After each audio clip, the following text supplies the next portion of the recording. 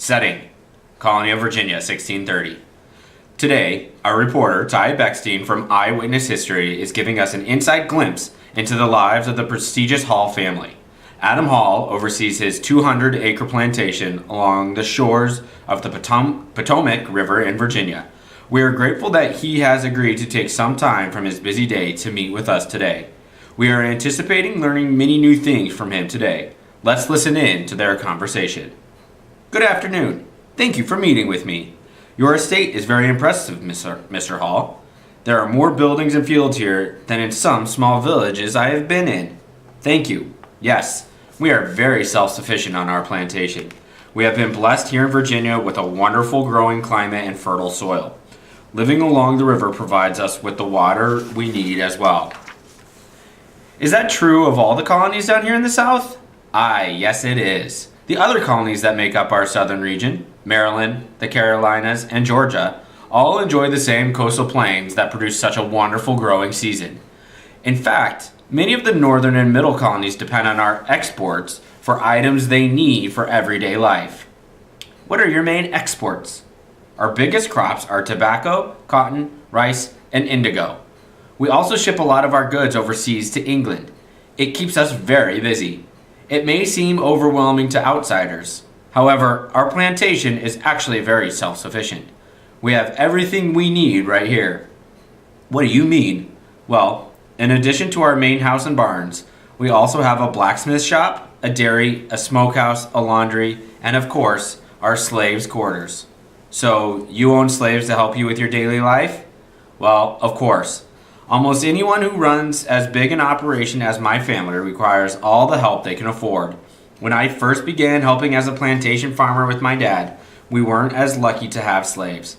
We had indentured servants who would work for us for about 7 years.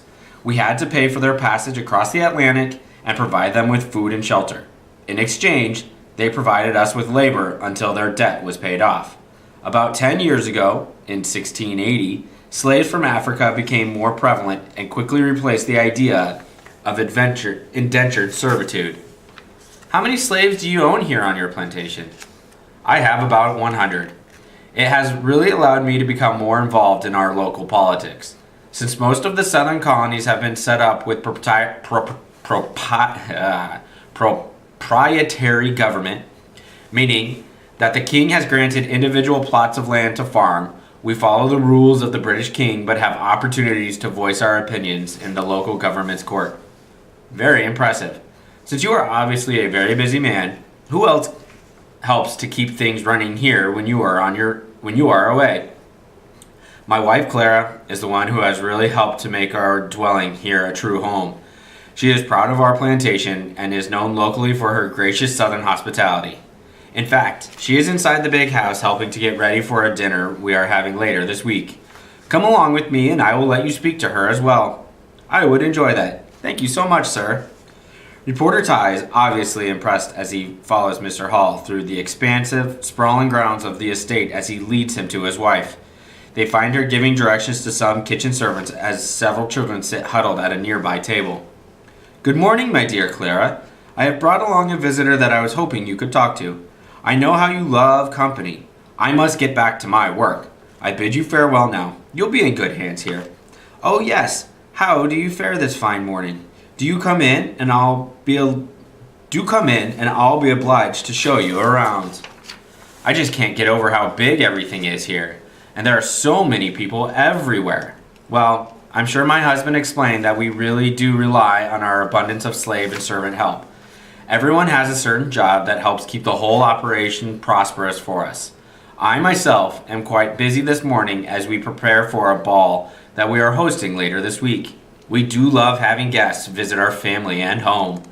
Can you share what some of your other responsibilities are as the wife of a successful plantation owner? Of course, I'd be happy to. In fact, I'll have my daughter Tara join us on the veranda for some sweet tea and a much needed mid-morning break. Please follow me. True of most Southern women, Clara Hall takes great pride in both her family and home. While the men sometimes become involved in the politics of the colony, successful plantation women were critical to the overall vibrancy and life of their Southern home. So, ma'am, Could you tell me what a typical day here at your home consists of? Certainly. My main responsibilities consist of managing all of the family and house activities, the sewing and meal planning, and of course, the children's schooling. I noticed that there were several children who appeared to be studying in the kitchen. Tara, what types of things are you learning? Mama teaches us letters, penmanship, and arithmetic. We do our studies in the morning and help with chores in the afternoon. Do you enjoy learning at home? And do you ever have a chance to play with other children? Oh, yes. Sometimes, when our work is done, we play games like Cobb's Castle, Nines Pins, and Marbles. Would you like to come out and watch us play now? Now, Tara, you know we don't have time for that today. You must finish your studies and then start polishing the silver for the party later this week. I'm sorry if I've kept you too long. Actually, I must be getting back to work on my story. You've given me so much to report in regards to your unique lifestyle down here in the South. It has been our pleasure to talk with you a spell, but yes, I do believe it's time to get back to work. Thank you for visiting us. Please come back anytime. And that's all for today's edition of Eyewitness News, Eyewitness History, folks. We look forward to Ty's report on this interesting group of colonies and their unique way of life.